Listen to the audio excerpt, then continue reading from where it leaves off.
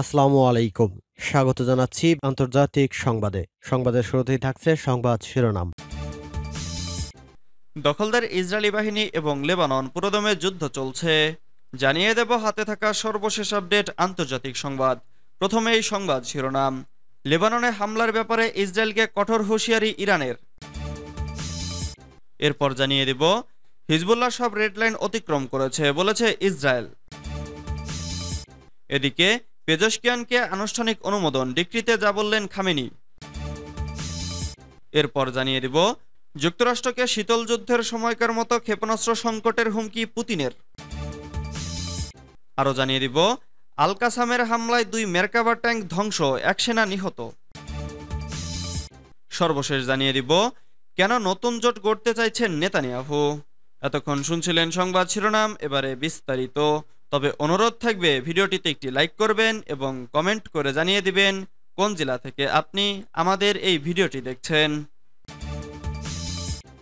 লেবাননে হামলার ব্যাপারে ইসরায়েলকে কঠোর হুঁশিয়ারি ইরানের।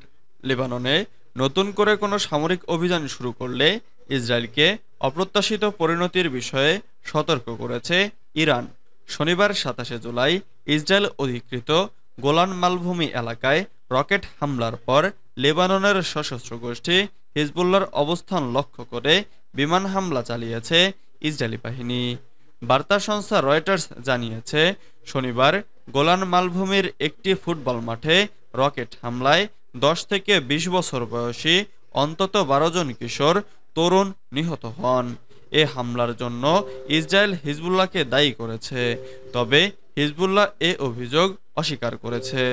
রোববার ইসরায়েল জানিয়েছে রাতে ইসরায়েলি বিমান বাহিনী দক্ষিণ লেবাননে হিজবুল্লাহর অস্ত্রের ডিপো ও সামরিক অবকাঠামো লক্ষ্য করে বিমান হামলা চালিয়েছে। তবে হামলায় কী পরিমাণ ক্ষয়ক্ষতি বা হতাহত হয়েছে সে সম্পর্কে কিছু জানা যায়নি। হিজবুল্লাহ সব রেড লাইন অতিক্রম করেছে বলেছে ইসরায়েল। হিজবুল্লাহ সব রেড লাইন অতিক্রম করেছে বলে মন্তব্য করেছে ইসরায়েল। অধিকৃত গোলান মালভূমিতে রকেট হামলার পর এমন মন্তব্য করেছে দেশটির পররাষ্ট্র মন্ত্রণালয়। আল জাজিরার খবরে বলা হয়েছে অধিকৃত গোলান মালভূমিতে রকেট হামলায় 12 ইসরায়েলি নিহত হয়েছে। এই ঘটনায় সরাসরি হিজবুল্লাহকে অভিযুক্ত করেছে ইসরায়েল। ইসরায়েলি পররাষ্ট্র মন্ত্রণালয় এক বিবৃতিতে বলেছে শনিবারের এই হামলার মধ্য দিয়ে হিজবুল্লাহ সকল রেড লাইন অতিক্রম করেছে। তারা তো কোনো সেনাবাহিনী নয় যে অন্য আরেকটি সেনাবাহিনীর সাথে লড়াই করবে। তারা একটি উগ্রবাদী সংগঠন। ইচ্ছাকৃতভাবেই তারা বেসামরিক নাগরিকদের উপর গুলি করেছে।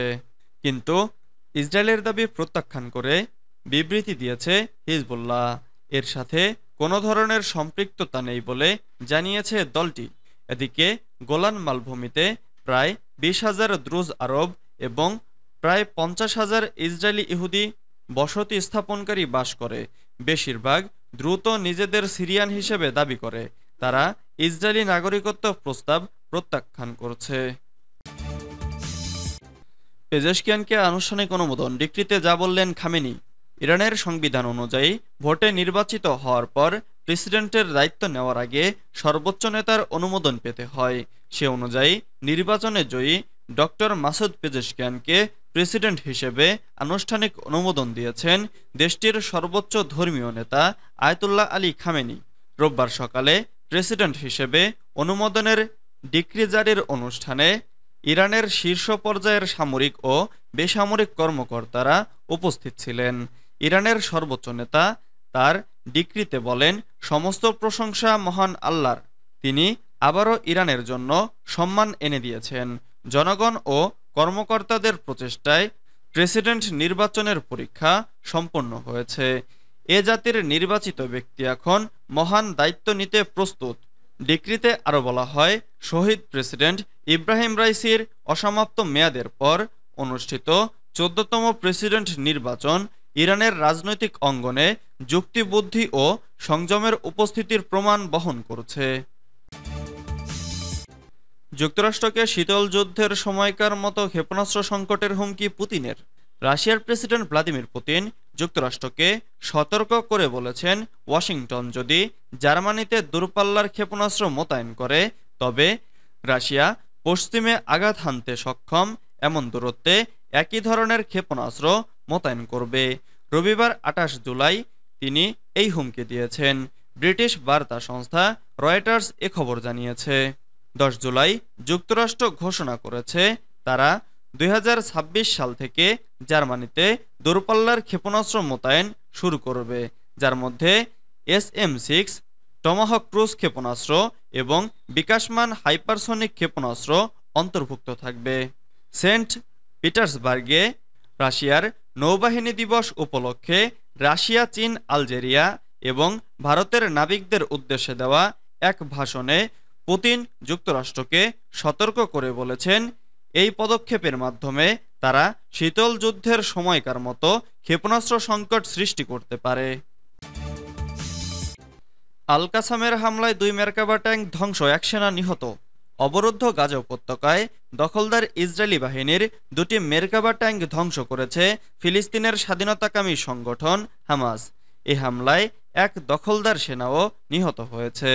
ফিলিস্তিনি গণমাধ্যমের বরাতে ইরান ভিত্তিক প্রেস টিভি এক প্রতিবেদনে জানিয়েছে, গাজার দক্ষিণাঞ্চলীয় তেল আল হাওয়া এলাকায় শুক্রবার এসব হামলা চালায় হামাসের সামরিক বাহিনী ইজ্জাদিন আল কাসাম ব্রিগেড। প্রতিবেদনে বলা হয়, ব্রিগেডের যোদ্ধারা স্থানীয়ভাবে নির্মিত শক্তিশালী বোমা ব্যবহার করে ইসরায়েলের ২টি অত্যাধুনিক মেরকাবা ট্যাঙ্ক ধ্বংস করেন।